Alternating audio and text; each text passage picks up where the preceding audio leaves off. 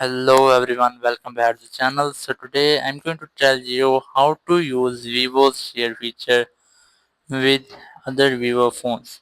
If you are using a Vivo phone and now you want to share with Vivo Share, so let's see how can you do this. First you have to look for Vivo Share or Easy Share in your phone and then open it. And here you just have to select file transfer and then select. If you want to send something, you just have to select send, and if you are want to receive something, so then select receive. I'm going to send, so just tap on send, and here you just have to select the file which you want to send. As I'm going to select, let's see, an image, so just tap on image and then select it, then tap on send, and then it will generate a QR code.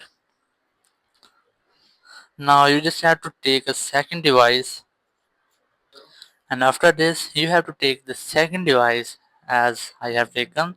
This is another Vivo device. Now you have to look for Easy Share or Vivo Share in this one. Just open it and then select file transfer, and in this phone you have to select receive, and after that it will scan the area and find the device.